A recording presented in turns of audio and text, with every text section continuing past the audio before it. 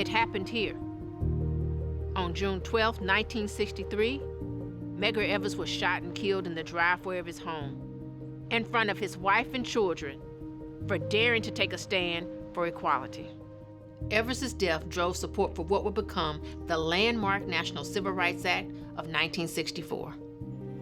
And yet, in 2025, the Mississippi legislature passed House Bill 1193, a sweeping, vaguely worded anti-DEI law which could have prohibited teachers and students in Mississippi's public schools and universities, teachers and students in Medgar Evers' own home state, from learning about the civil rights movement, or about slavery, women's rights, LGBTQ rights, and other important aspects of American history and contemporary life. The Mississippi Center for Justice and our partners won a preliminary injunction against that law that would at least temporarily prevent it from taking effect. That law was just one of many attempts we saw in 2025 to make racism, discrimination, and inequity the American norm.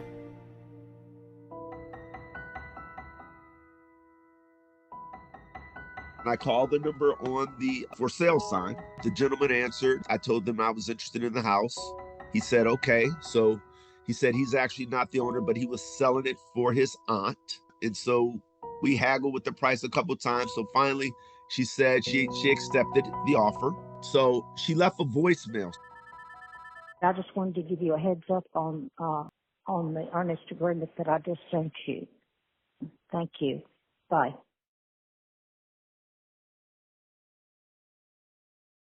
That guy's black. He is black. Oh, shit. What? Oh, my good. I know he was black. I mean, you could tell by his voice.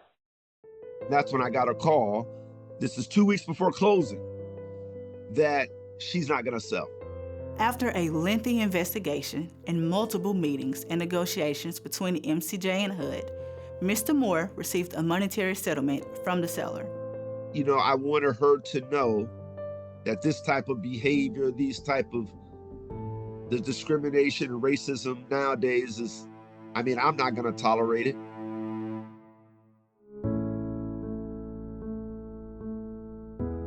I was going over all his medical care and making sure that they understood the severity of Christopher and his medical issues as well, that I knew that I didn't feel safe sending him to school.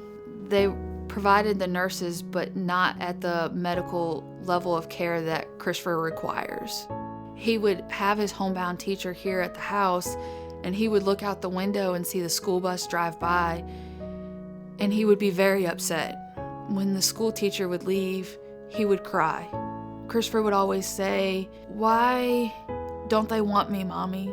They don't like me because I'm different?" MCJ worked with Emily and Christopher to challenge the school district's refusal to provide him with the one-to-one nursing care he needed to be safe at school. Over the course of a few months, we were able to secure a guarantee that the school district would hire a one-to-one nurse for Christopher. He's reading. His math is tremendous.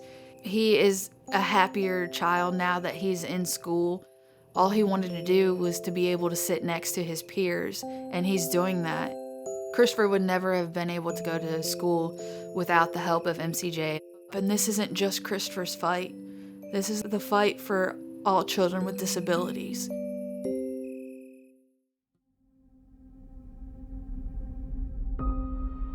Johnny died August 25th, 2020 of a massive heart attack.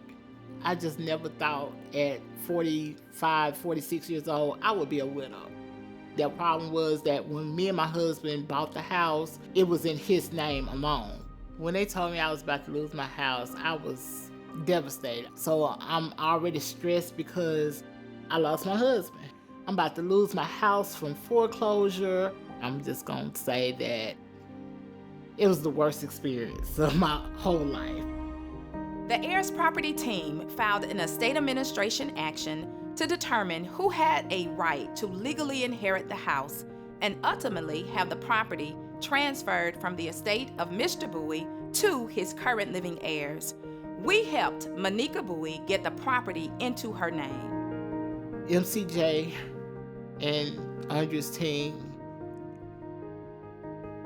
they saved my life. They saved my legacy.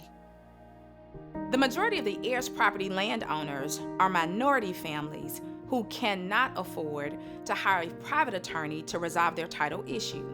If our funding is lost, land, homes, and family legacies will be lost. Families and entire communities will suffer.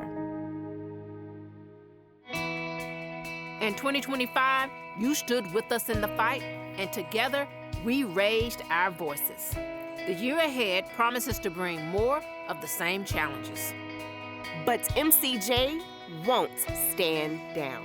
Mississippi has always been the epicenter of the national civil rights movement. What happens here matters far beyond our state's borders. When MCJ stands up for the poor and marginalized in Mississippi, We're standing up for the poor and marginalized everywhere. Do not be a bystander. don't be a bystander. Don't be a bystander in the fight for justice.